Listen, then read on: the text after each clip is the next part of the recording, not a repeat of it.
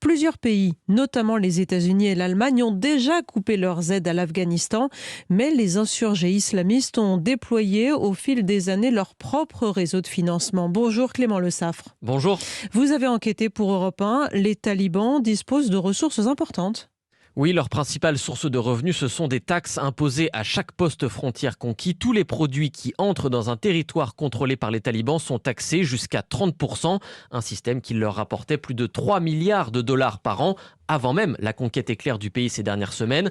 Un socle financier autour duquel les talibans ont bâti un système d'impôt islamique dans les territoires qu'ils contrôlent. Ils prélèvent 2,5% sur les revenus de chaque foyer et 10% sur les récoltes.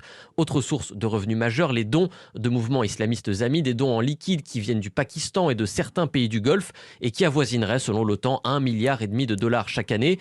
Enfin, il y a l'exploitation minière et surtout le trafic de drogue repris en main par les talibans. L'Afghanistan est le premier producteur mondial de pavot. 80% des drogues opiacées vendues dans le monde sont produites là-bas. Un magot illégal qui va de 400 millions à 2 milliards de dollars annuels selon les estimations. Alors si on comprend bien, Clément, les talibans sont assis sur plusieurs milliers de dollars, mais est-ce que ça suffit pour faire tourner le pays ?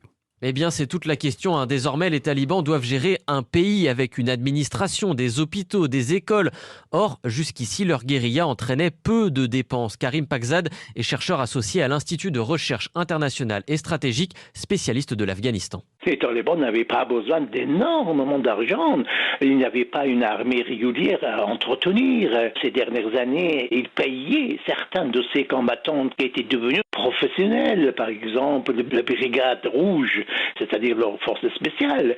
Mais la plupart de ces combattants, c'était des bénévoles. Les talibans vont donc devoir trouver un moyen de gérer le pays, d'autant que l'Afghanistan est sous perfusion. 80% des 10 milliards de dépenses annuelles de l'État proviennent d'aides internationales, des aides initialement destinées au gouvernement afghan et qui commencent déjà à se tarir car la communauté internationale est moins encline à financer les talibans. De même, ils ne pourront pas compter sur les réserves en dollars de la Banque centrale afghane, estimées à près de 10 milliards et placées en grande partie à l'étranger. Des fonds désormais inaccessibles car gelés par les États-Unis. Enquête de Clément Le Saffre pour Europe 1. 6h09 sur